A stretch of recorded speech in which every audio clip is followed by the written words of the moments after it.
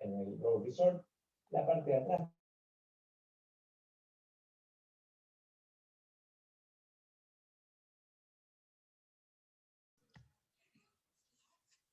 Hola, buenas noches. ¿Cómo les va? Buenas noches. ¿Cómo están ustedes? Bien. ¿Todo bien? Hola, buenas noches, profe. Bueno, buenas noches. Estamos todos. Disculpen la demora, pero no sé qué pasaba, que no habilitaba, ¿eh? Bueno.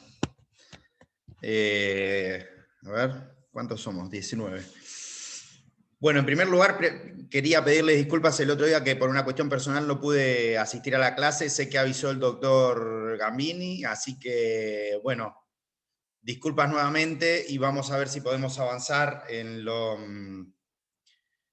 que tenemos, en lo que hemos perdido, y si hay que poner alguna clase la pondremos, pero yo calculo que vamos a venir bien en la medida en que hoy concluyamos confianza y sigamos adelante con mandatos. Así que si les parece, no sé cómo vienen con los otros profesores, pero esta segunda parte suele ser un poquito más larga que la primera.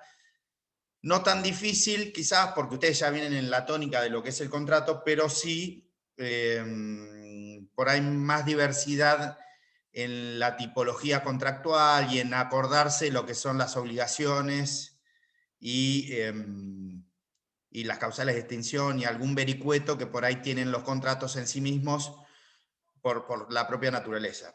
Así que dicho esto, seguimos confianza, si les parece. Después vamos a aclarar alguna cuestión relativa a algunas cuestiones de compraventa que son importantes tener en cuenta, como los pactos o las cláusulas accesorias en la compraventa, sea el pacto de retroventa o el de reventa, o el pacto, el derecho de preferencia o el pacto de preferencia, y bueno, y algunos otros tantos más, en definitiva, para saber cómo opera las condiciones resolutorias y las condiciones suspensivas en las cláusulas accesorias. Y en la medida de lo posible me gustaría ver si podemos concluir. Creo que lo que estoy diciendo está en el 1161, 1162, a ver, por ahí tiene que estar. 1161, cláusulas de comercio internacional, que son las Commercial International, los 5 terms, y 1161. Eso también es importante, cuando dice que las cláusulas de uso frecuente en el comercio internacional que se utilizan en el comercio doméstico tienen el mismo sentido y alcance que las cláusulas a las que se les da en el comercio internacional, y eso refiere expresamente a lo que son las 5 terms, ¿sí? International Commercial Terms, que derivan de la CCI, que es la Cámara de Comercio Internacional de París. Pero eso no se preocupen, sépanlo, y lo vamos a profundizar en comercial. Pero para que ustedes sepan a lo que está... Sí. Perdón. No sé quién es. Valentina. Valentina. Sí. Vi que está hablando de los 5 terms, pero ¿a qué tema se está refiriendo? A compraventa. En general, contratos. Estoy diciendo, no, hasta ahora estoy diciendo, esto es compraventa. ¿Sí? Cuando vean compraventa, ojo, porque compraventa parece fácil, pero no es un contrato fácil, porque compraventa, de acuerdo a la naturaleza de la cosa, hay muchas modalidades de la compraventa, Keila, por eso quiero aclarar. En la compraventa básicamente es el contrato de cambio por antonomasia. Ahora, hay distintas naturalezas conforme a los sujetos o a los objetos que se vendan. Entonces, cuando ustedes vean compraventa, sepan que no solamente es el sentido, es la compraventa común, que en realidad está regulada, la de cosa mueble y la de otra cosa, y de otras cosas, y mueble también, sino que existe la Convención Internacional de Viena sobre Compraventa Internacional de Mercaderías de Viena de 1980, que existe la compraventa de consumo, que existe la compraventa de cosas registrables. Por ejemplo, comprar un caballo pura sangre no es lo mismo que comprar un auto o que comprar un inmueble, y son todas compraventas. Y de acuerdo a la naturaleza de la cosa, el registro cambia. Hay como 9 variedades de compraventa o más. Y en el ámbito internacional, ¿se acuerdan que vimos una vez los UNIDROIT? que vimos una vez UNIDROIT. Bueno, los UNIDROIT se aplican, son los principios UNIDROIT sobre interpretación de contratos comerciales internacionales. Esos contratos vienen con cláusulas que se denominan Incoterms. Eso es de lo que habla el 1161. Para que ustedes sepan lo que son los Incoterms, son las cláusulas FOB, SIF, FAS, ¿sí? Todo eso. Esas son las Incoterms. Pero sépanlo porque si no uno lo ve y después termina el capítulo de compraventa, creo que mal ubicado, pero quizá metodológicamente para que se entienda, porque fue una discusión supina que tuvo nuestro país, hasta tanto se determinó la naturaleza del boleto de compraventa, termina con lo del boleto de compraventa. Y eso apréndanlo bien, porque cuando vean quiebras, van a ver que el artículo es idéntico a la ley de quiebras, como les dije la otra vez, al igual que el régimen de los privilegios, porque ahora se unificó el tratamiento del boleto de compraventa con la legislación falencial, como lo establece el artículo 146 de la ley 24.522, y con el tema de, en materia concursal, estaba hablando de compraventa, el tema de la compraventa y de los privilegios, perdón, está, no me acordaba. Los privilegios son igual que los de la ley de quiebras, están copiados, idénticos, que son reserva de gastos 244, 241 privilegios especiales, en todos sus incisos, que son 5, con la extensión del 242, gastos de conservación y justicia, pero antes están los créditos con privilegio especial y todo eso. Pero bueno, más allá de esa cuestión, que eso ya lo saben de obligaciones y que lo van a profundizar, nosotros tenemos que concluir fianza. Y así cada contrato tiene su partecita importante, ¿sí? Entonces, atente al lupo con eso. Fianza habíamos dicho que era un contrato de garantía, ¿sí? Repasamos, era un contrato de garantía. Ese contrato de garantía que es la fianza, es un contrato de garantía tradicional, accesoria, de naturaleza personal. ¿Por qué? Porque habíamos dicho que sumaba o adhería a un patrimonio más de agresión. En definitiva, termina siendo la fianza un contrato de garantía que sostiene o consolida el criterio genérico que está en la parte general del derecho civil, que estipula que el patrimonio es la prenda común de los acreedores. En ese devenir, nosotros habíamos dicho, ojo, que no todo lo que se analiza es fianza. ¿Por qué? Porque lo dice la propia ley en el artículo 1582, creo, díganme si me equivoco, porque estoy cansado, 1582, sí, 1582 tiene que ser, donde establece que el compromiso de garantizar determinadas situaciones de hecho o de derecho no implican fianza, pero que su incumplimiento genera responsabilidad. Con lo cual, una cuestión, hoy falta chispa, Cataldo, sí, falta chispa. ¿Sí, estamos? Debe ser por el 3-0 de Racing del otro día, me dejó herido. Lo pone mal Racing, como no para de pensar en Colón y termina haciendo Bueno, eso. no, ya lo superé eso, igual. Bueno, pero podría ser. Dicho esto, nosotros tenemos que ver que hay una escisión entre lo que significa garantizar el cumplimiento contractual, ¿sí? Con una fianza o con una garantía, a que, por más que no exista la estructura de la fianza, que dijimos que era una estructura tripartita, aunque el contrato se celebraba entre acreedor y fiador, regla básica que reiteramos, porque siempre se equivocan en eso. El contrato de fianza se celebra entre el fiador y el acreedor, el deudor es un tercero ajeno al contrato de fianza. Mas ello no significa que en las relaciones que genera la fianza existan relaciones entre el fiador y el deudor. Porque obviamente, si el fiador es el que termina cancelando la obligación que originariamente pesaba sobre el deudor principal, de allí es que yo había mencionado que íbamos a tratar de ver lo que era el tema de la solidaridad hoy y tratar de establecer las distintas clases de solidaridad que existen para que ustedes vean cómo opera la cuestión de la solidaridad en el derecho, por lo menos cuando están in bonis, y también cómo opera la solidaridad cuando los contratantes no están in bonis, que es la solución que aparece dada en el anteúltimo artículo del capítulo de extinción de fianza, cuando habla de la novación concursal. Estamos 1627 debería ser, o por ahí. O por ahí va. Creo. Por ahí me equivoqué, pero por ahí va. Dicho esto, vamos a empezar.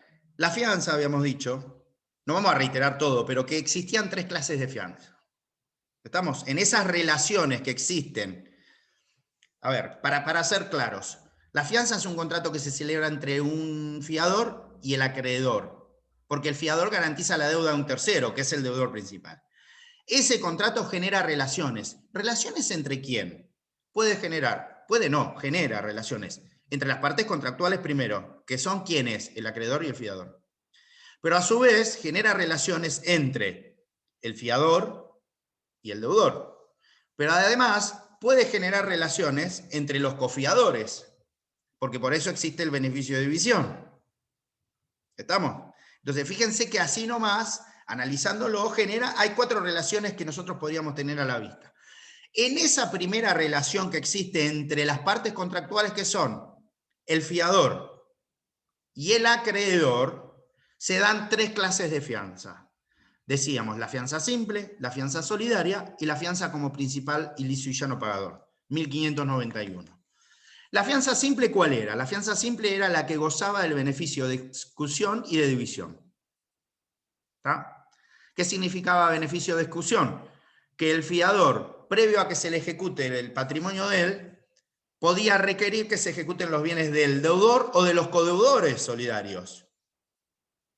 ¿Estamos? ¿Del deudor o de los codeudores solidarios? Si pasa eso, quiere decir que el acreedor no puede ir a atacar o agredir directamente el patrimonio del fiador si la fianza es simple. ¿Cuándo cede ese beneficio? Ese beneficio cede cuando se renuncia al beneficio de exclusión y la fianza es solidaria, cuando la naturaleza de la fianza es solidaria, cuando no existen bienes, ¿sí?, en la república del deudor principal, es decir, lo que se denominaría en procesal excepción de arraigo, ¿sí?, cuando no hay arraigo de bienes, uno tiene que analizar que ahí necesariamente van a ir a agredir el patrimonio del fiador. Pero a su vez existía la posibilidad de que exista en la fianza simple otro beneficio, que era el de división. ¿Cuándo? Cuando existían varios cofiadores. Cuando existían varios cofiadores, ¿sí?, ahí la obligación era de acuerdo a la naturaleza que se hubiese pactado, es decir, en los términos del 841, la distribución, en los términos del 841 del Código Civil y Comercial, que es el que establece el significado de cuánto debe repetirse cuando la obligación deja de ser solidaria y se convierte en simplemente mancomunada.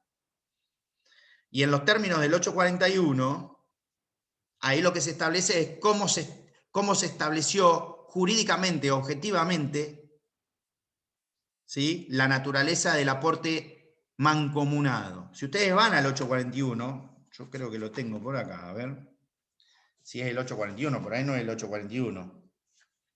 Es el 841. Determinación de la cuota de contribución. Eso es cómo se contribuyen las obligaciones simplemente mancomunadas cuando la solidaridad se extinguió. ¿Por qué? Porque la solidaridad presume o hace presumir que, estando pactada, el acreedor puede exigirle en cualquier momento, tanto al deudor o al fiador, el cumplimiento total de la deuda. Entonces, ese artículo 841, ténganlo en cuenta, porque además es sustancial en los términos de las acciones regresivas o de repetición o de contribución o de reembolso que tiene el fiador con relación al deudor principal y con relación a los cofiadores. Entonces, esos 2 beneficios eran característicos de la fianza simple. La segunda fianza era la fianza solidaria, que por su propia naturaleza implicaba la renuncia de los beneficios de exclusión y de división, y automáticamente el acreedor podía ir a agredir al patrimonio del fiador, sin aviso previo. No es necesario intimarlo. ¿Por qué? Porque la fianza es solidaria. En ese vínculo, al ser solidaria, se puede ir a reclamar directamente, pero no deja de ser fiador. No es codeudor solidario. La fianza es solidaria.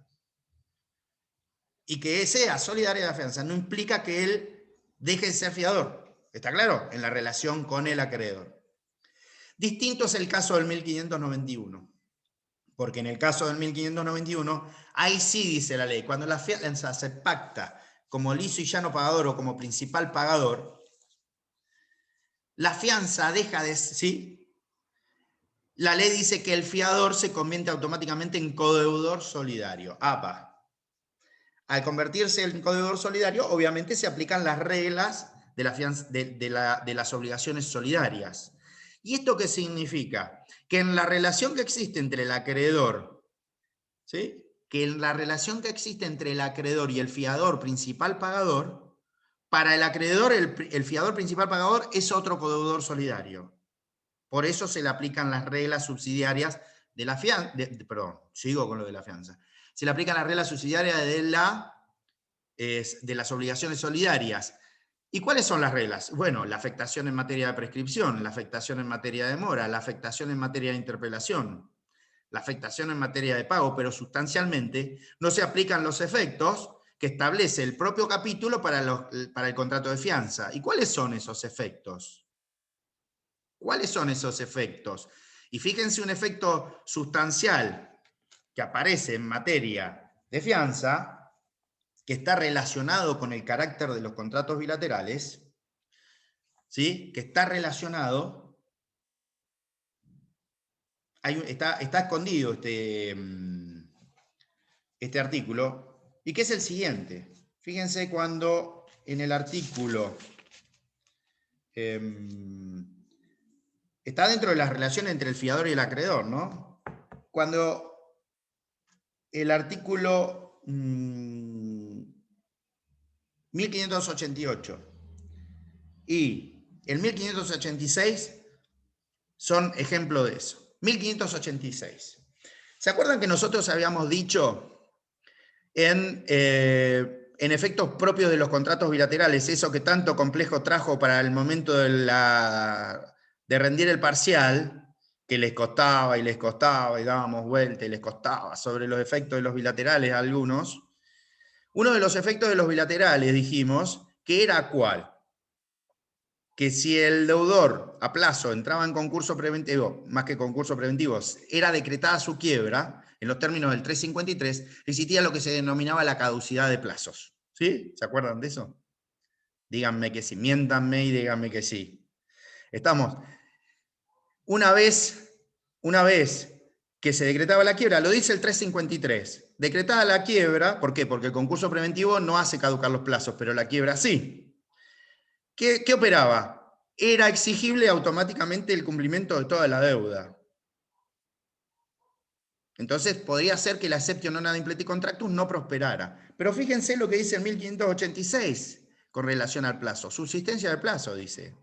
Ojo, que si el deudor principal afianzado le es decretada la quiebra, el plazo que se le caducó al deudor principal no se le caduca al fiador. ¿Está? Pero eso en la medida en que siga siendo fiador. Si él es codeudor solidario, no puede invocar los plazos. ¿Estamos? ¿Se dan cuenta por qué la subsistencia o el régimen aplicable subsidiariamente? Es codeudor solidario ahora. Tampoco podría aplicar o beneficiarse con la novación concursal, por ejemplo. Entonces, ahí hay una relación entre el 1586 y el 353. Pero además, en el 1589 no, 1588, ahí aparece, no sé si dieron procesal ustedes. ¿Dieron procesal? ¿No dieron procesal? Bueno, si no dieron procesal, se complica, pero en procesal existe algo que se llaman tercerías o intervención de los terceros en los procesos. ¿Sí? Y una de esas tercerías o intervención de los terceros en los procesos implica muchas veces traer a juicio a alguien que no forma parte de la relación jurídica sustancial. Ejemplo típico, ya lo vamos a ver en comercial el semestre que viene cuando veamos la aseguradora. La aseguradora es una citada en garantía, ¿sí? Pero la aseguradora no se llama porque haya participado del accidente o porque haya... ¿sí? Lo llaman porque hay un contrato, otra causa jurídica. Esto es lo que se denomina obligaciones concurrentes. En ese sentido, lo de las obligaciones concurrentes, cuando yo traigo al fiador al proceso, esto se da mucho en el contrato de locación. Cuando yo llamo el contrato de locación, si yo quiero desalojarlo al locatario, la cuestión se debate entre el locador y el locatario. No tiene por qué haber nadie más. APA, pero puede ser que haya un fiador. ¿Por qué? Porque el fiador es el que está garantizando el cumplimiento, ¿sí? En los términos del 1225, ¿se acuerdan? El cumplimiento de los cánones locativos. Entonces hay que citarlo a ese señor para que pague, pero además, si yo le quiero oponer al fiador que pague eso, lo tengo que llamar al proceso. Esto es lo que se llama excepción de negligente defensa en el derecho procesal si no lo cito siendo tercero. Y en 1588 de lo que habla es de eso. Es justamente de la inoponibilidad de la sentencia seguida contra el deudor principal, que no es oponible al fiador si no se lo convocó en aquel proceso. Eso ocurre mucho en materia societaria en los términos del artículo 56 de la Ley General de Sociedades, cuando dice que los socios son solidariamente responsables por las deudas sociales, pero previamente hay que convocar a la sociedad y cobrárselas a la sociedad, si no es imposible. Por la naturaleza propia que tiene cada vínculo societario.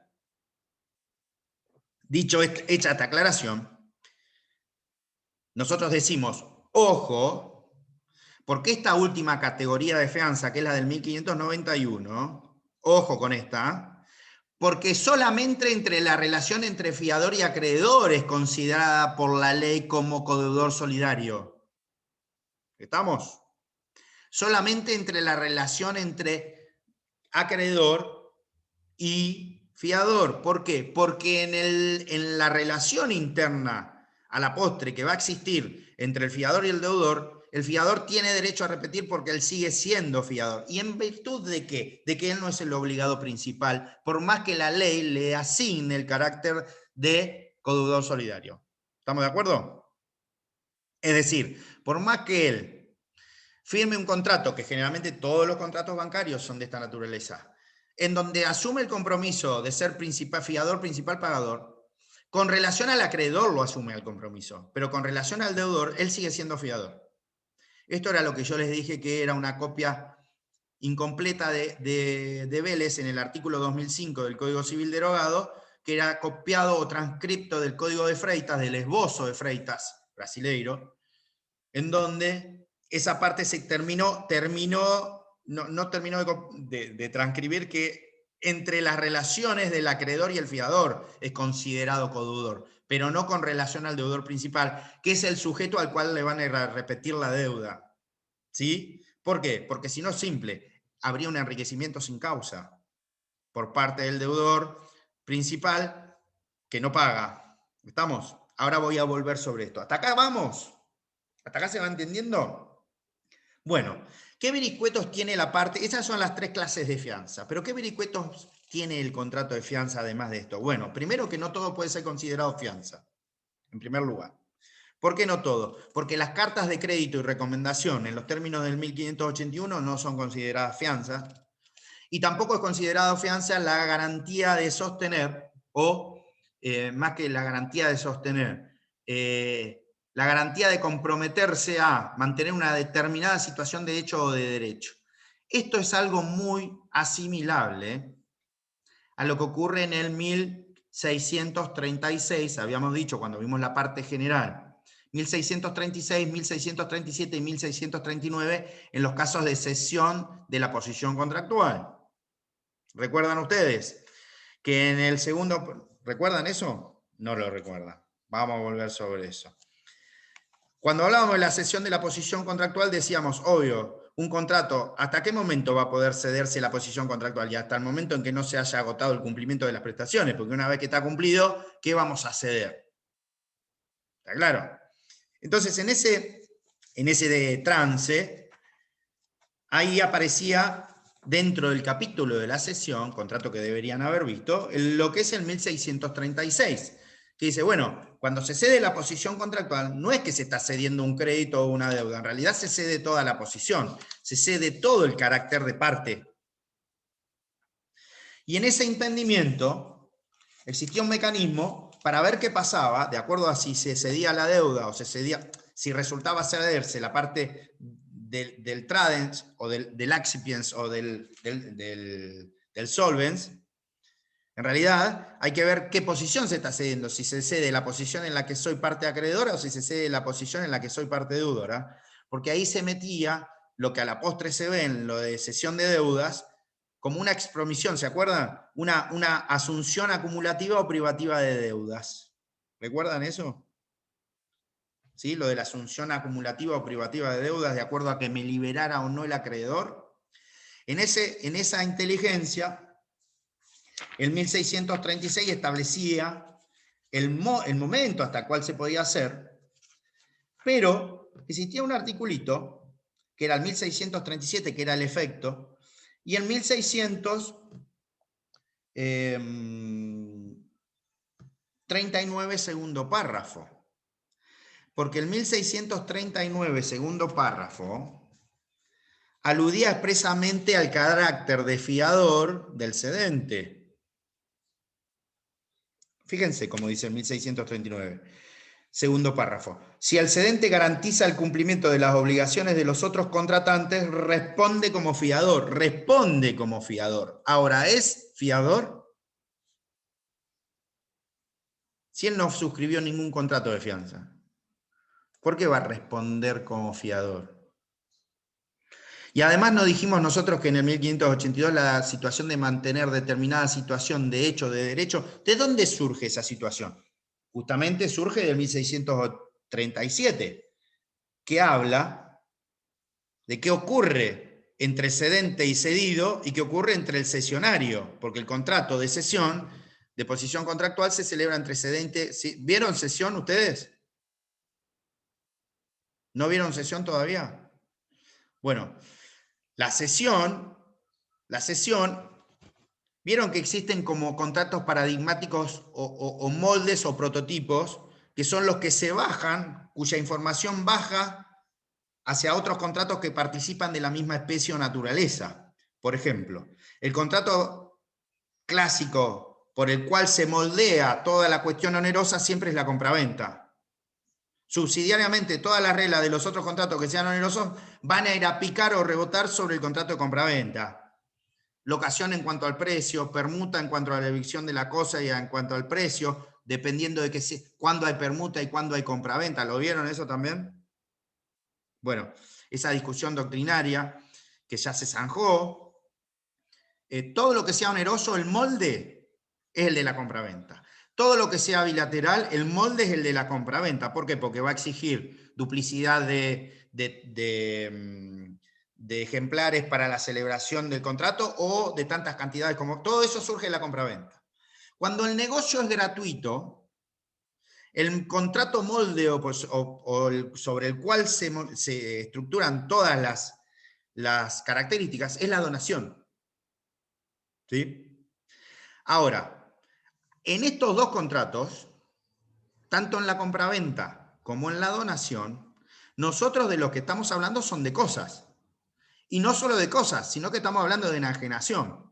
Y ojo que cuando hablamos de enajenación, esto ya se lo debe haber explicado Gambini, no hablamos de liberalidad. Ojo que cuando hablamos de enajenación no hablamos de liberalidad, porque hablar de enajenación significa que el bien o la cosa salieron del patrimonio del sujeto contratante. Eso es lo que significa enajenación. Y la enajenación puede ser a título oneroso o puede ser a título gratuito. Cuando es a título oneroso será una operación permutativa que se va a conocer como compraventa o permuta. O cesión, si lo que se vende no es una cosa, sino un derecho o una acción, ahí estamos en el ámbito de la cesión. Por eso la cesión, cuando vean cesión, van a ver que hay cesión compraventa, cesión permuta y cesión donación. Existen esas tres clases de cesiones, a los cuales se les aplica los moldes de la compraventa subsidiariamente y el molde de la donación subsidiariamente. ¿Está? ¿Se va entendiendo?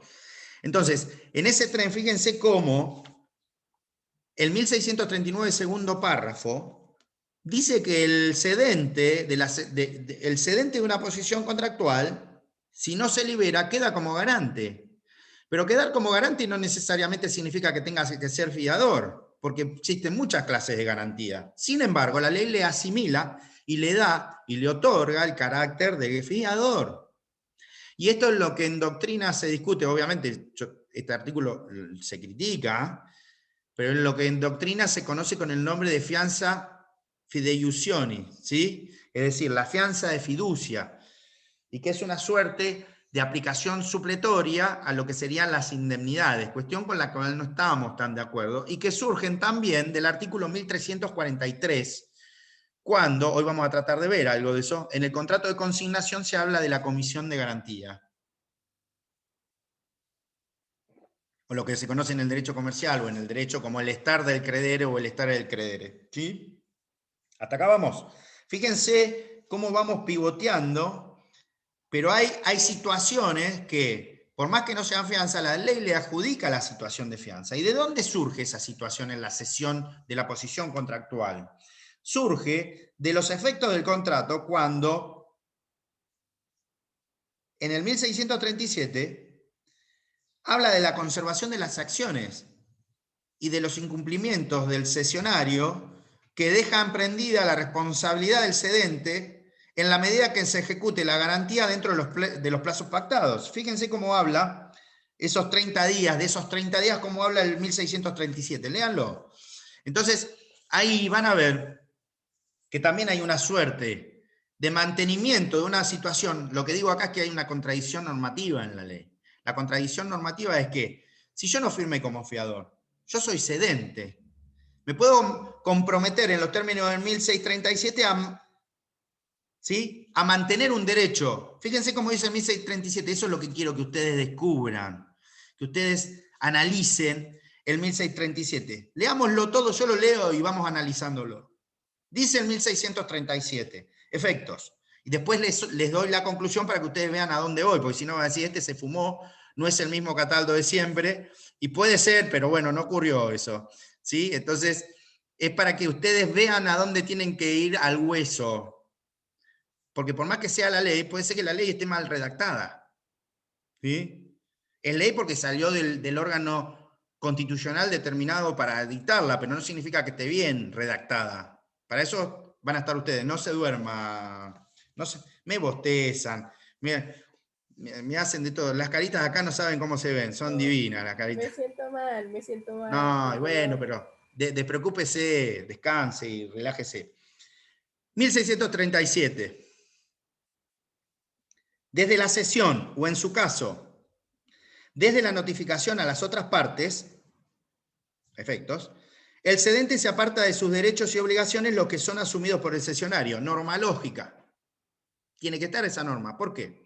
Porque en el contrato de cesión, el contrato de cesión produce efectos entre las partes y frente a terceros. Entre las partes son inmediatos, porque el cedente y el cesionario quedan automáticamente, al ser parte del contrato, se provocó la traslación del derecho. Ahora, frente a terceros, no. Frente a terceros hay que realizar un acto de notificación o aviso para que se produzca ese traspaso.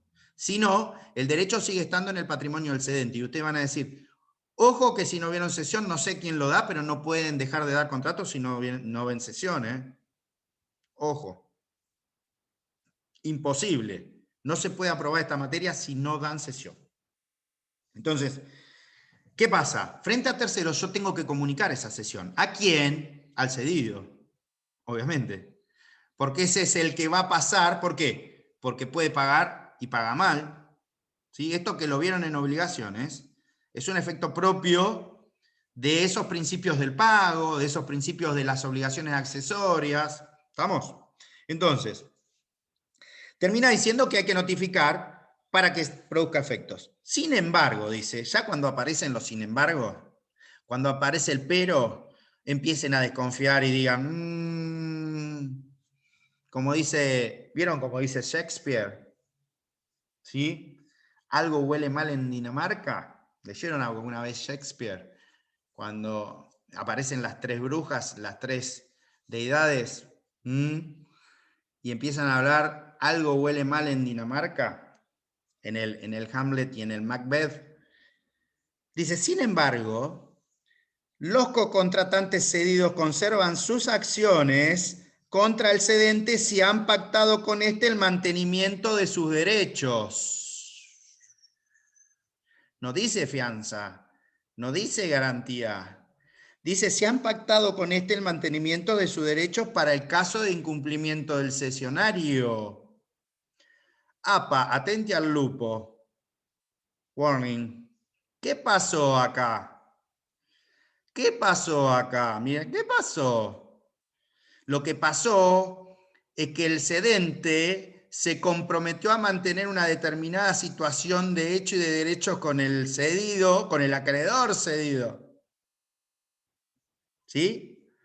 Entonces, pregunto, ¿no era que el 1582 dice que el mantenimiento el mantenimiento de sostener o garantizar determinada situación de hecho o de derecho no es fianza?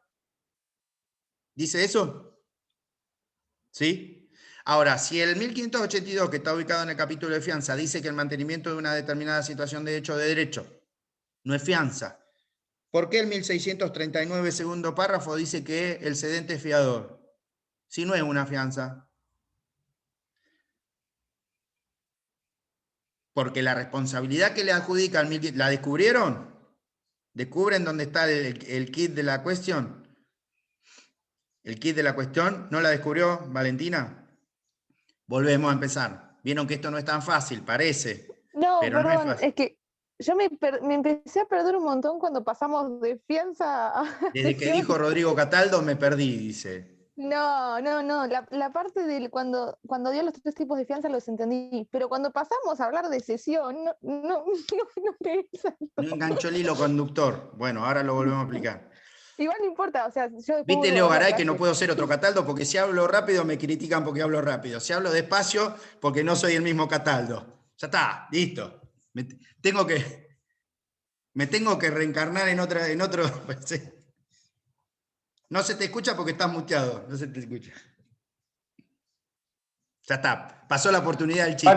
Falta la chispa de siempre. No. Ya va a volver, no te preocupes. ¿Estamos? Arranco de nuevo. Dice Keila que yo solo puedo decir que la clase la tengo que desgrabar en YouTube porque acá habla muy rápido. Bueno, está bien.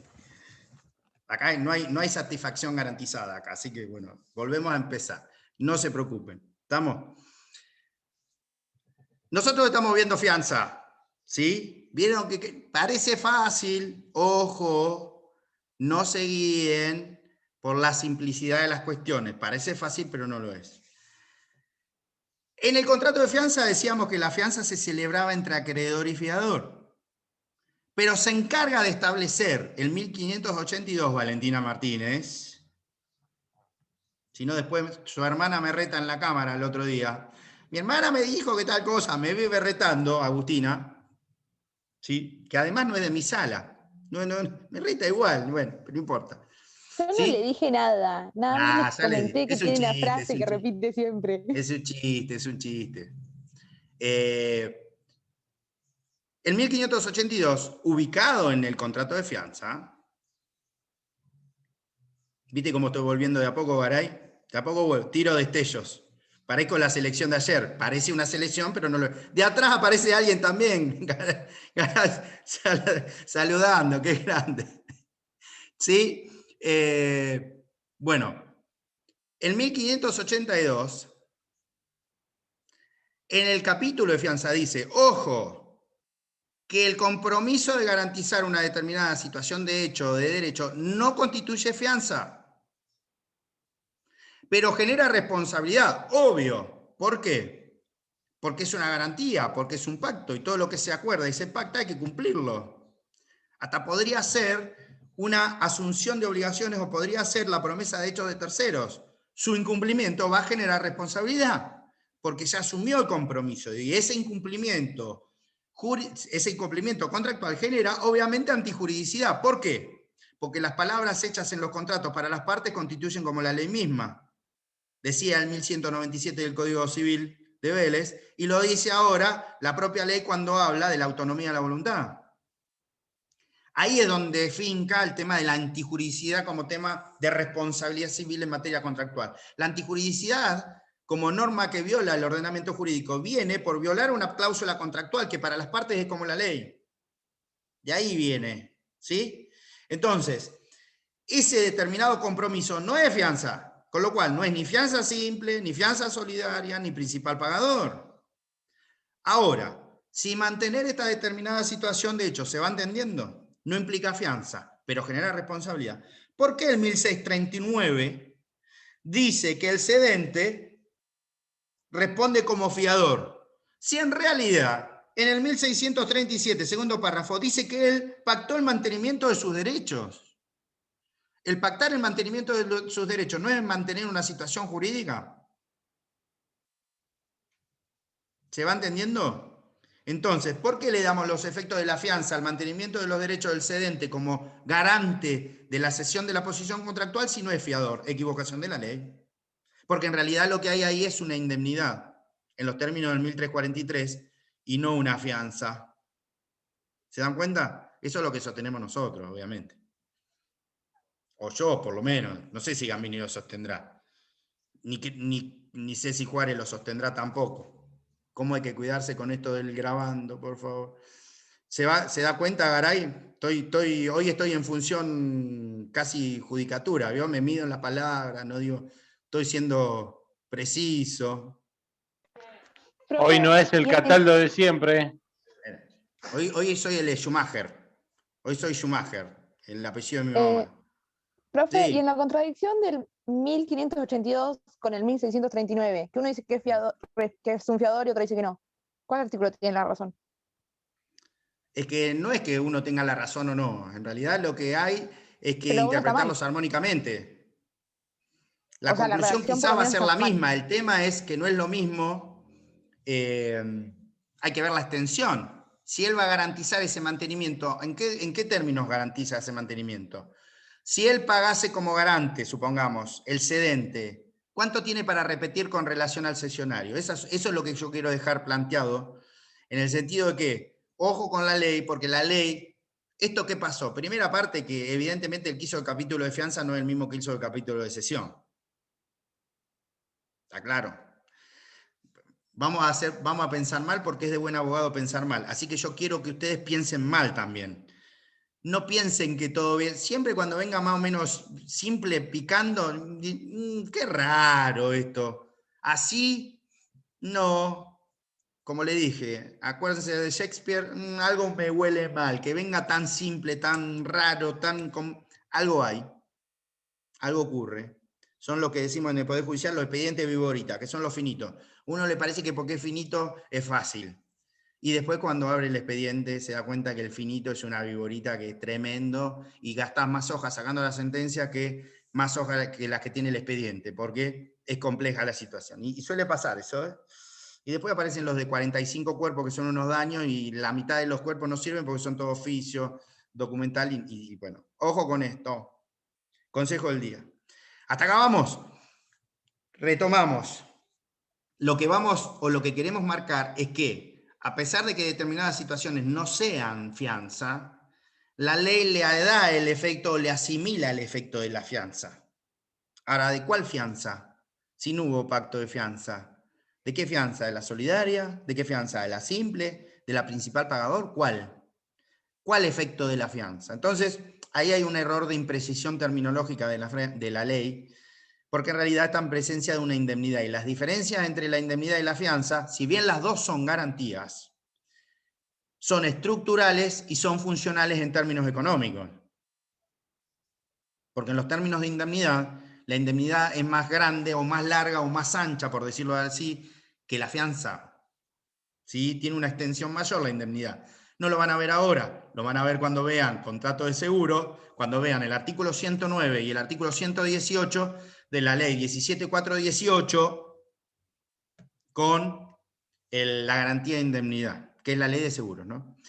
Y dice Keila, pero entonces, ¿qué tiene que ver con la fianza? Y bueno, eso es lo que estamos tratando de descubrir, Keila. Es decir, estoy tratando de explicar eso para que se entienda que ahí no tiene nada que ver la cesión de la posición contractual con la fianza, porque lo que se garantiza en los términos del 1637 es una indemnidad, es una garantía indemnitaria en una garantía personal accesoria como la fianza. Dicho esto, ¿se van dando cuenta cómo van apareciendo características? También la fianza genera relaciones entre el fiador y el deudor y relaciones entre el fiador y el fiador. ¿Por qué? Porque si yo celebro un contrato de fianza entre el acreedor y un fiador que garantiza por el cumplimiento de la deuda de un tercero, que es el deudor, si ustedes analizan las palabras, el contrato, fíjense cómo la definición lo va llevando. Fíjense cómo la definición del 1574 los va llevando. Hay contrato de fianza cuando una persona se obliga accesoriamente por otra a satisfacer la prestación para el caso de incumplimiento. Se obliga por otra. Es decir, fiador, una persona se obliga por otra, deudor principal, pero ¿con quién se obliga? Con el acreedor. ¿Está claro? Entonces, surge necesariamente del contrato de fianza que si el fiador termina siendo responsable y paga, primer punto, tiene derecho a repetir. ¿Repetir contra quién? Repetir contra el deudor principal, que es el único que va a tener poder cancelatorio de la deuda. ¿Está claro? ¿Por qué? Porque automáticamente, desde el momento en que el fiador pagó la deuda del deudor principal, se subrogó en los derechos del acreedor. Y esto era lo que en derecho civil, obligatio, se denominaba subrogación legal. ¿Sí? Ahora no lo dice la ley, pero la subrogación legal en el Código de Vélez decía, con independencia de la cesión o no de los derechos y de la instrumentación, el que paga la deuda de un tercero se subrogan los derechos del acreedor en el pago con subrogación. Entonces, este es un ejemplo de pago con subrogación. El fiador paga, se subrogan los derechos del acreedor. Y el problema es, ¿en cuánto se subrogan los derechos del acreedor? Ahí viene el problema del quantum. ¿En cuánto se subroga? ¿Hasta qué monto puede repetir? ¿Por qué monto puede repetir? ¿Está claro? ¿Cuál es el monto que puede repetir el fiador con relación al deudor principal? ¿Todo o parte? Y depende a quién esté demandando. ¿Por qué? Porque ahí es donde arrancan o se afincan las relaciones entre el fiador y los cofiadores o entre el fiador y el deudor principal. Vamos a analizar esos segmentos. ¿Vamos de a poco? ¿Se va entendiendo ahora? Sí, y solo sí, diríamos en términos lógicos, de lógica jurídica. Sí, el fiador paga la deuda, sea como fiador, simple, sea como fiador solidario, ¿sí? Y párrafo aparte decimos, sea como principal pagador, y después aclaro, automáticamente queda subrogado, es uno de los derechos que la ley le confiere al fiador, se queda subrogado en los derechos del acreedor. ¿Por qué monto? Si el que es demandado es el deudor principal, es por el monto total de la deuda. ¿Por qué? Porque él no es solo obligado principal. Quiere decir que el quantum de la repetición o de las acciones de reembolso en materia de fianza, cuando paga el fiador contra el deudor, es por todo el monto de la deuda. Si lo es contra un cofiador, no es por todo el monto de la deuda. ¿Por qué? Porque la existencia de cofiadores significa que entre ellos no hay una relación solidaria, sino que hay una relación simplemente mancomunada. Y si existe una relación simplemente mancomunada entre ellos, quiere decir que él solamente puede reclamar de los cofiadores la porción que le correspondía pagar a los otros cofiadores, y no la de él, porque la de él ya le corresponde pagar la de él. ¿Está claro? Y podría reclamar por la de él al deudor principal. Ya veo cómo se van achicando los ojos, los ceños se fruncen, la frente también, como la frente marchita de la canción, Volver, y sin embargo, no le están prestando atención a esto, y esto es complejo y importante. El quantum, el problema siempre es el quantum, no de que existan acciones de repetición. Obvio que existen acciones de repetición, siempre van a existir. ¿Por qué? Porque en la medida en que nunca cancele la deuda del deudor principal, el ordenamiento jurídico establece una serie, ¿sí?, de situaciones o de mecanismos para recomponer esa situación patrimonial. ¿Por vía de qué? De las acciones de recomposición o de repotenciación o de repetición. En este caso serían de repetición. ¿Contra quién? Contra el que tiene que pagar obligatoriamente. Contra el deudor principal, porque ese, ¿qué pasa? ese es el único que extingue la obligación por el principio de identidad del pago. El que tiene que pagar es el deudor principal por el monto acordado y en los términos acordados. Por eso existe la subrogación legal. Porque no paga el que tiene que pagar. Nunca podría existir subrogación legal si existe el deudor principal. ¿Se dan cuenta? ¿Lo entienden? ¿Lo analizan? Entonces, cuando paga el tercero, por eso cuando dice existe subrogación legal, cuando paga un tercero, ¿sí? Cuando paga a alguien o un tercero a la deuda de otro. Y obviamente que tiene que subrogarse en los derechos del acreedor. Porque ahora él pasó a ser el acreedor. ¿Por qué? Porque además no es el deudor principal, que es el único que tiene identidad para... ¿Qué significa esto? ¿Qué significa esto? Que la obligación se extinguió parcialmente en términos subjetivos, pero no objetivos. ¿Se dan cuenta? Por eso los vínculos se dividen en subjetivos u objetivos. Subjetivamente hubo una extinción para un sujeto. Perdió la legitimación el acreedor pagado, pero sigue habiendo otro acreedor. Por eso existe la subrogación. Las acciones de recomposición, o mejor dicho, de reembolso del fiador contra el deudor principal, en términos de quantum, es por el todo. ¿Está claro? Siempre es por el todo. Con relación a los cofiadores, nunca es por el todo. Es por la porción legítima. ¿De dónde surge eso? ¿Lo inventó Cataldo? Para así se pueden reír un poquito. ¿Lo dice Cataldo? No, lo dice la ley. Imagínense, lo dice la ley. Todavía no he inventado ninguna norma. Ya la inventaremos, no sé, en algún momento la inventaremos. Pero lo dice la ley. Lo dice la ley en los términos del 1592. No sé, capaz, no. ¿Sí? Fianza solidaria. Subrogación. El fiador que cumple con su prestación queda subrogado en los derechos del acreedor. Y puede exigir el reembolso de lo que ha pagado con sus intereses desde el día del pago y los daños que haya sufrido como consecuencia de la fianza. Y lo otro que digo de los cofiadores surge del 1595, que también habla de subrogación. Cuando dice... El cofiador que cumple la obligación accesoria en exceso de la parte que le corresponde queda subrogado en los derechos del acreedor contra los otros cofiadores. Si uno de ellos resulta insolvente, todos participan de la deuda. Pero además surge del beneficio de división que establece el 1589. Porque el 1589 dice, si hay más de un fiador, cada uno responde por la cuota en la que se ha obligado. Y si no se estableció la cuota en la que se ha obligado, se divide en partes iguales, dice la ley. Con lo cual confirma que la existencia del vínculo obligacional entre cofiadores es de simple mancomunación y no solidaria. ¿Está claro? ¿Se va entendiendo? Situación del fiador principal pagador, porque no me olvidé. En los casos de fiador como principal pagador,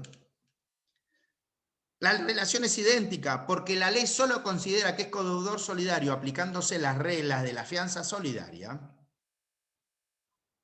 con relación al acreedor. Pero fíjense la gravedad de lo afirmado.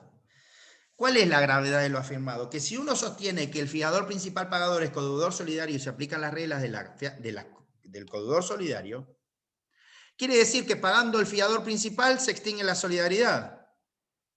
Porque la solidaridad civil, una vez que hay un pago, ya se extinguió. Y ahora lo voy a explicar a eso, no se preocupen. En la solidaridad mercantil también, salvo el derecho cambiario, en donde la solidaridad no se extingue.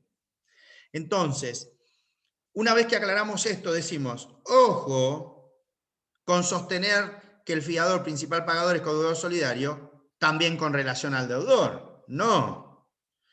El fiador principal pagador es codeudor solidario con relación al acreedor.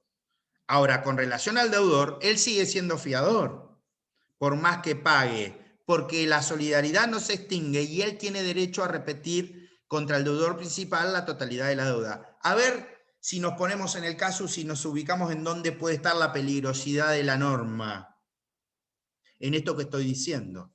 Si yo considero que el fiador principal es codeudor solidario, si ustedes van al capítulo de obligaciones solidarias, ¿estamos?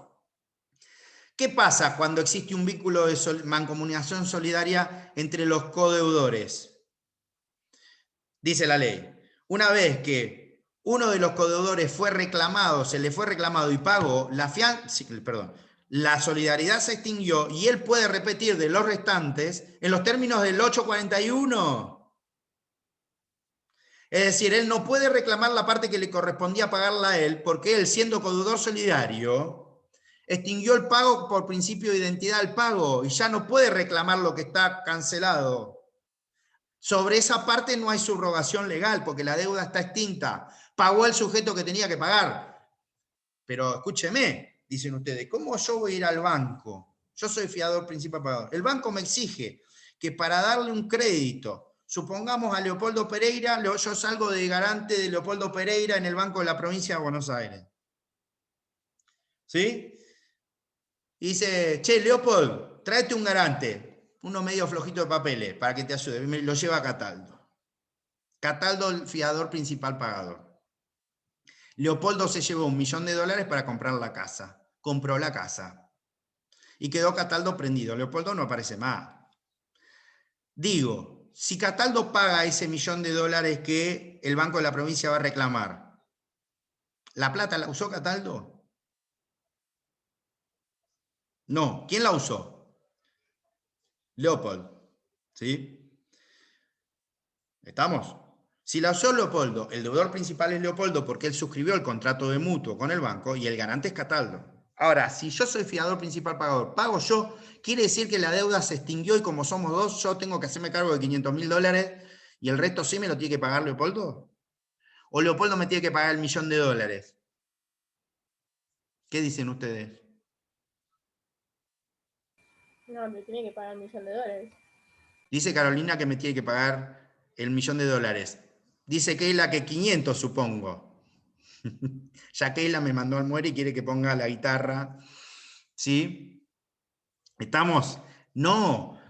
Tiene que devolverme el $1 millón porque el deudor principal en la relación jurídica causal es Leopoldo. Yo sigo siendo garante.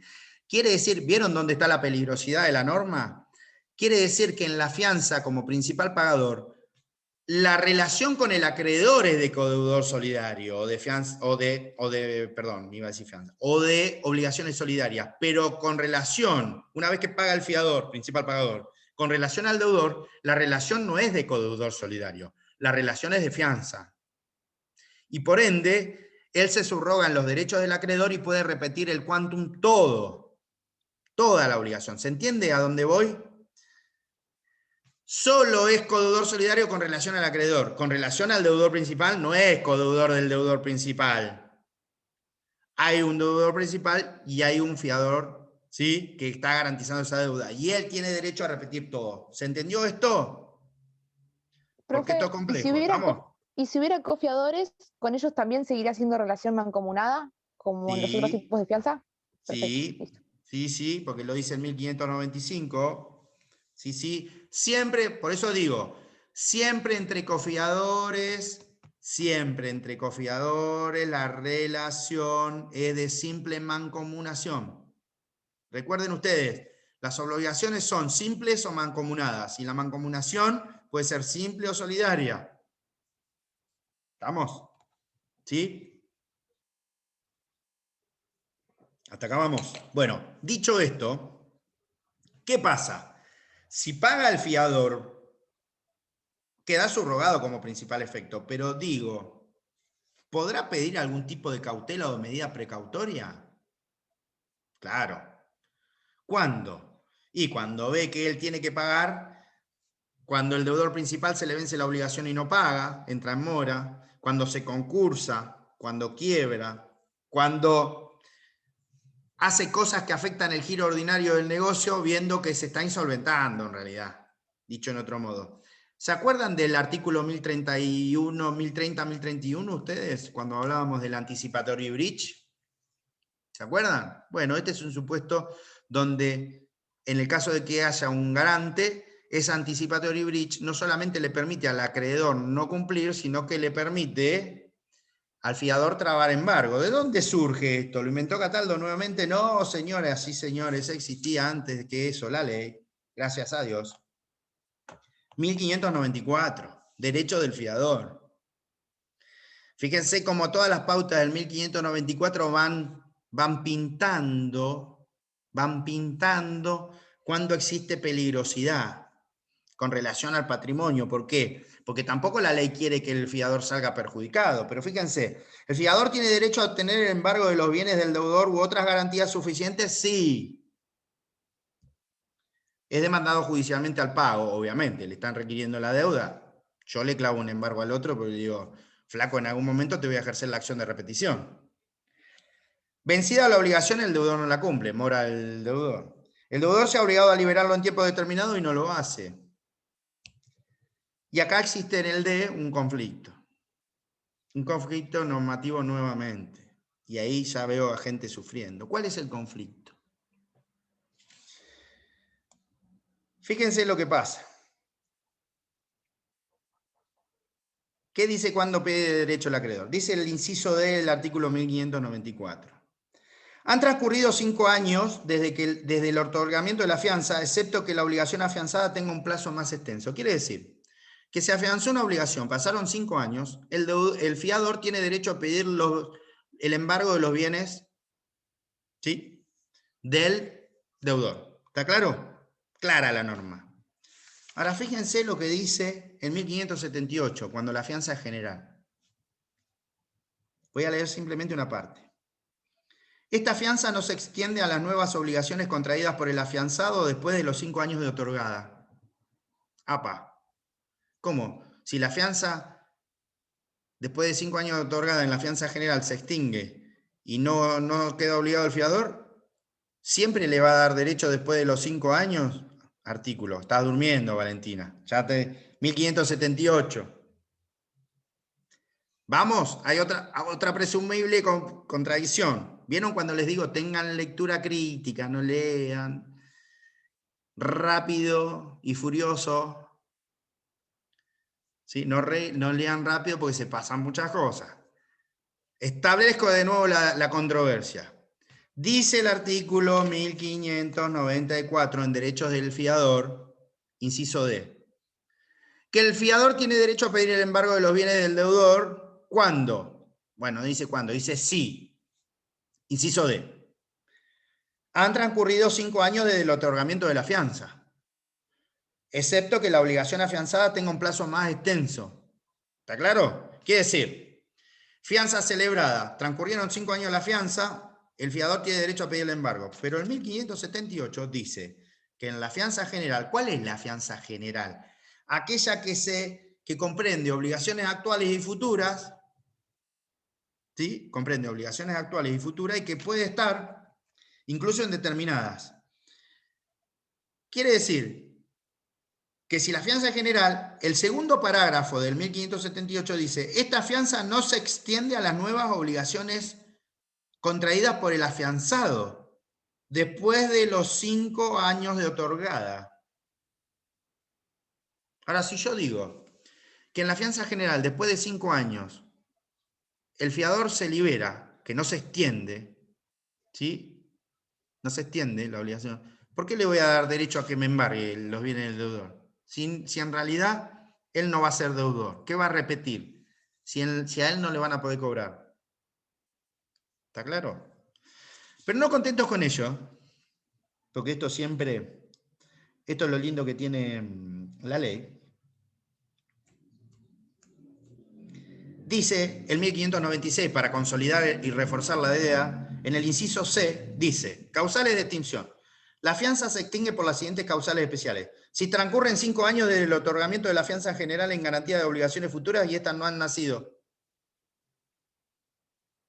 O sea, que el 1596, inciso C, convalida y confirma el criterio del 1578, segundo parágrafo, que dice que en las obligaciones generales, es decir, la fianza general es la obligación, se garantiza la obligación nacida ahora y la que puede nacer en un futuro. Algo más parecido al contrato de locación y fianza no hay, ¿no? ¿Los futuros qué son? Los futuros cánones locativos, los futuros gastos de restitución del inmueble si hay que hacer un desalojo. ¿Estamos? Ahora, la ley dice en el 1578 y en el 1596, macho, 5 años pasaron en la constitución de la fianza, en la fianza general y se extingue. no hay obligación. Entonces, si pasa eso, ¿por qué el 1594 le da en el inciso C, o D, perdón, el derecho a embargar los bienes del deudor si él no va a ser obligado? Él no va a ser objeto del reclamo, no le pueden reclamar al fiador después de los 5 años. El acreedor no le podría reclamar después de los 5 años, ¿sí? Una fianza, el cumplimiento de esa fianza. ¿Se dan cuenta dónde está el nudo de la cuestión ahí? ¿Se dan cuenta? Bueno, espero que sí, porque si no, O ya sea, no sé un de qué... artículo está diciendo que pasados los 5 años puedes reclamar, y los otros dos Bueno. artículos te están diciendo que pasados los 5 años directamente no existe la No, relación y no tendrías por qué reclamarle. No, lo que dice, hay 2 artículos que establecen una regla. Vuelvo a Sí, el explicarlo de otra manera, 1578 y el a ver si se 96. entiende. 1578 y 1596 dice, en las fianzas generales, ¿cuáles son las fianzas generales? En las que uno se obliga a pagar obligaciones actuales o futuras. ¿Tá? En las fianzas generales, transcurridos 5 años de la celebración del contrato, ¿hasta acá vamos? El fiador no es responsable por las nuevas obligaciones que genere el afianzado. ¿Está? ¿Quién es el afianzado? El deudor. ¿Deudor? ¿Está claro? Fíjense, me van siguiendo, ¿no? ¿Sí? Esta fianza no se extiende a las nuevas obligaciones contraídas por el afianzado. ¿Está claro? ¿Sí? Pero en 1594, inciso D, cuando habla de la facultad del fiador que pagó con relación al deudor, dice, tiene el derecho a reclamar, ¿estamos? A trabar un embargo, si han transcurrido 5 años desde el otorgamiento de la fianza, excepto que la obligación afianzada sea mayor. Pero ojo, ese artículo es general, pero no se aplicaría a las fianzas generales, porque la fianza general estaría extinta. ¿Cómo le vamos a dar derecho al fiador a que embargue los bienes del deudor si nunca le podrían reclamar, el acreedor nunca le podría reclamar al acreedor, al fiador, la deuda contra el deudor principal después de los 5 años? ¿Se va entendiendo donde hay una imprecisión terminológica? ¿Se entiende? ¿Sí? Bueno, dicho esto, la fianza, obviamente, la fianza que puede ser abierta o indeterminada en cuanto al tiempo o indeterminada en cuanto al monto, siempre que se establezca un límite al monto. Ejemplo, me obligo por $500.000 y resulta ser que vamos al banco y Leo Garay saca un préstamo por $100.000. ¿Me van a venir a cobrar la fianza los $500.000 en un juicio? ¿Qué es lo que firmé como fianza abierta? ¿O me van a reclamar los 100.000 que debe Leo? Me van a reclamar los 100.000 que debe Leo. Eso es a lo que se refiere con la fianza abierta, ¿sí? Lo mismo ocurre en las locaciones. Dicho esto, llegamos a la parte de la extinción. ¿Cómo se extingue el contrato de fianza? Fíjense qué interesante, ¿no? ¿Cómo se extingue el contrato de fianza? Y bueno, el primero, piensen lógicamente, el primer elemento extintivo de la fianza, ¿cuál es? Que paga el deudor principal. ¿Por qué? Porque si la fianza es un contrato de garantía accesoria, ¿sí?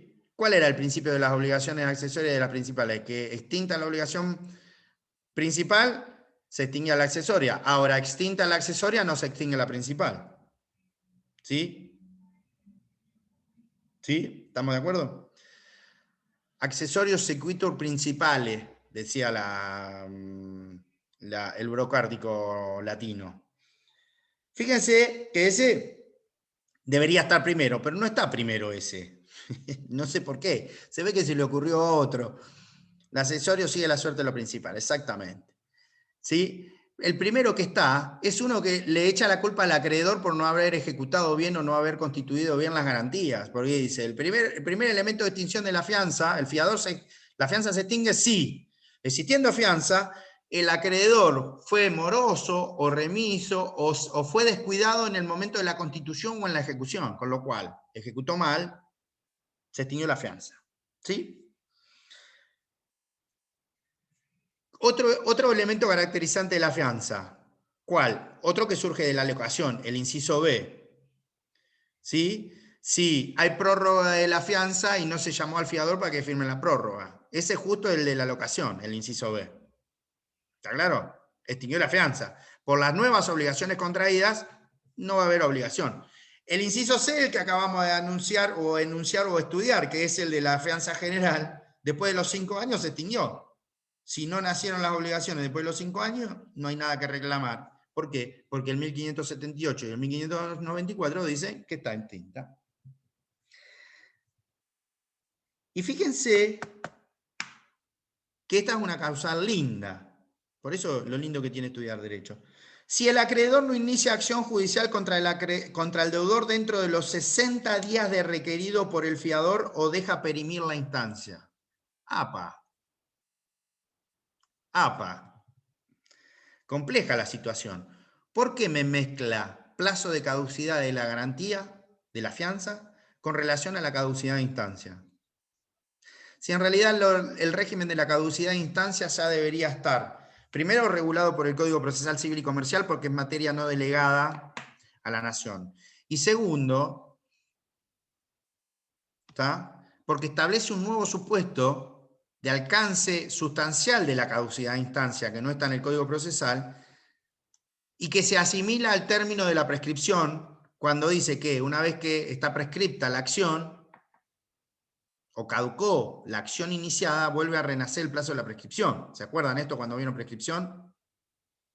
Miéntanme, díganme, sí, me acuerdo Civil 1, me acuerdo de Civil 2, ni siquiera me acuerdo de contrato, me voy a acordar de cómo operaba la prescripción y cuáles eran los efectos interruptivos de la prescripción. Bueno, hagamos memoria y vean que cuando opera la caducidad de instancia, todo el plazo prescriptivo que se había interrumpido como consecuencia de la demanda judicial renace y opera en contra del acreedor, con lo cual puede ser que esté prescripta la acción. Ojo, que puede ser una de las situaciones que ocurre acá también, pero acá incorpora otra, que es una interpelación previa del fiador al acreedor. Le dice, che, reclamale al deudor que te está incumpliendo la obligación.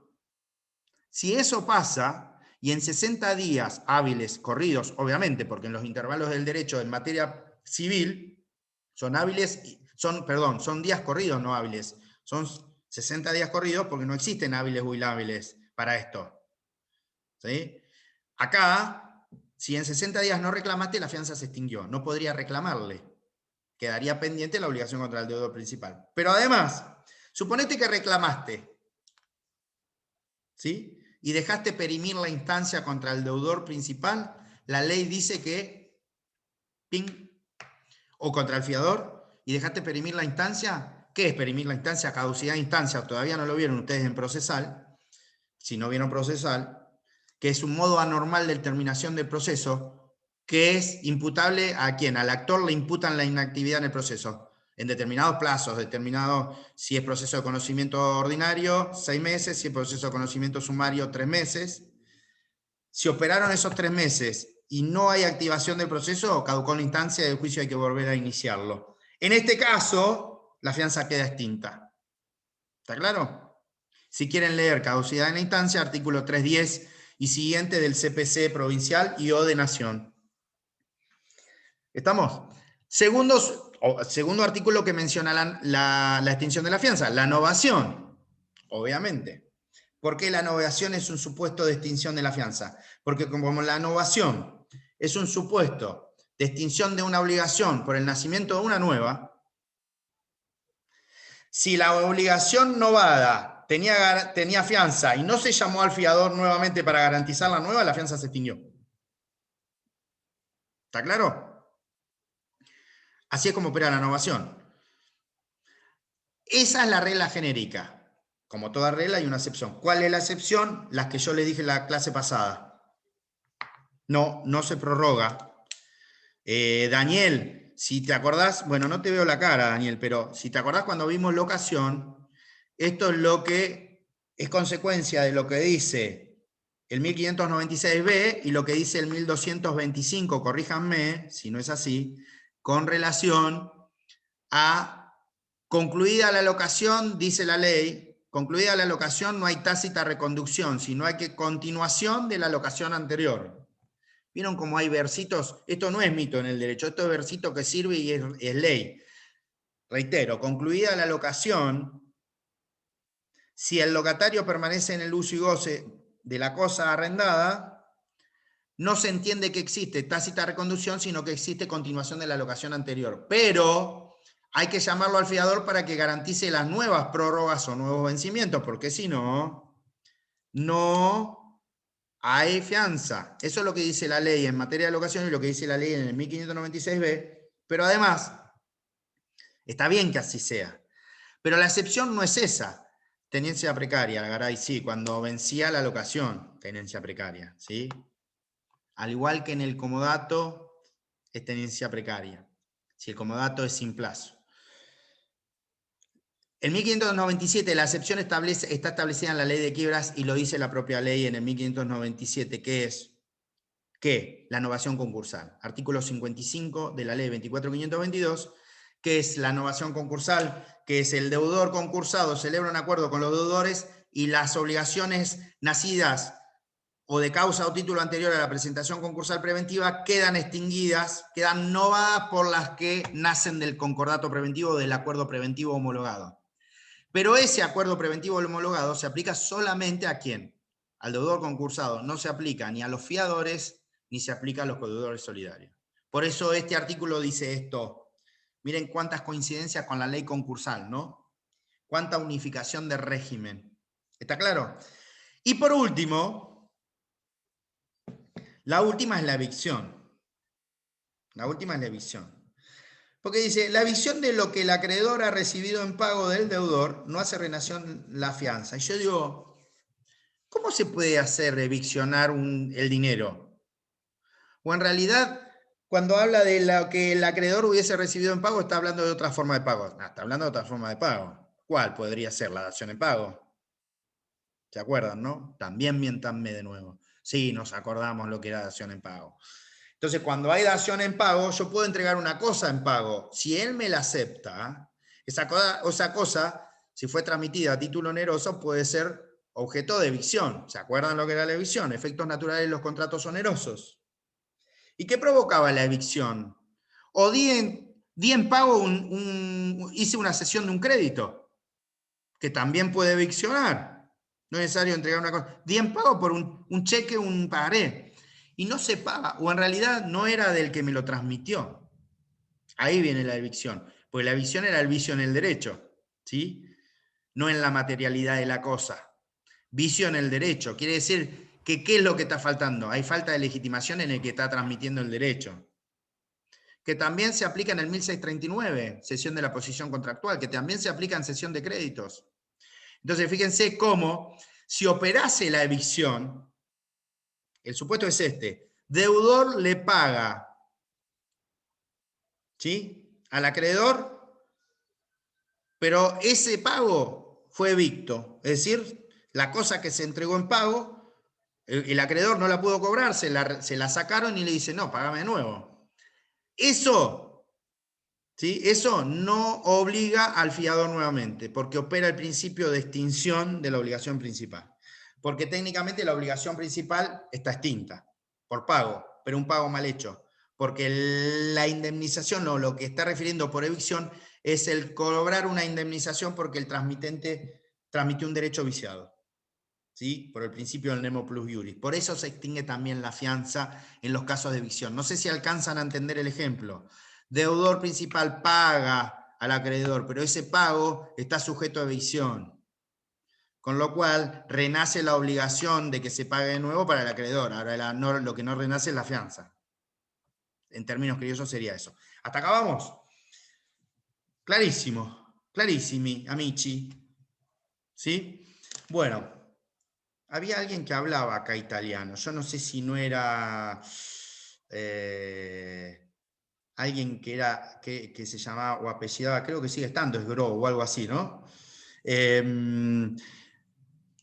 Bueno, concluida fianza, con esto damos, arrancamos con mandato, ¿sí? Así podemos seguir un poquito más. ¿Qué pasa? ¿Martín está esperando bendiciones o al Espíritu Santo con... ¿Sí? Bueno. ¿Está claro, fianza? Terminamos. Toca dar mandato. 1319 y siguientes. Yo digo las ideas y la clase que viene desarrollamos el tema. ¿Está de acuerdo? Porque ya están... Esto es complejo y vieron que no alcanza con leer solamente. ¿Recuerdan ustedes que nosotros vimos en la primera parte lo que era la teoría de la representación? Divina la teoría de la representación. ¿Sí? ¿Estamos? No sé si divina, pero bueno, por lo menos para entenderla. Hay otras cosas que son divinas. Pero, más allá de eso, nosotros decíamos, el mandato, como cuando arrancamos la idea, el mandato era representativo o no representativo. Pues bien, en esta segunda parte, en esta parte especial, en el 1319 vamos a analizar lo que es el mandato representativo y en el 1335 vamos a analizar lo que es el mandato no representativo. Quizás profundicemos más sobre el mandato representativo porque el segundo se ve en comercial, porque el mandato no representativo es la consignación, 1335. Y el 1344, que a pesar de que no lo diga la ley, es el contrato estimatorio, que es una clase de contrato, ¿sí? Que no está regulado, o sea, está regulado implícitamente en el Código Civil y Comercial, y que en realidad está regulado en el Código Civil Unificado Italiano de 1942. En el artículo 1353. Dicho esto, nosotros, ¿qué vamos a ver acá?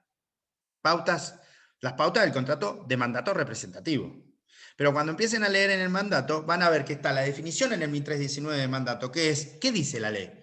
Mandato es cuando una persona le encarga a otra la realización de uno o más actos jurídicos, ¿sí? Pudiendo otorgar la representación o no. Pero siempre lo que se encargan son actos jurídicos.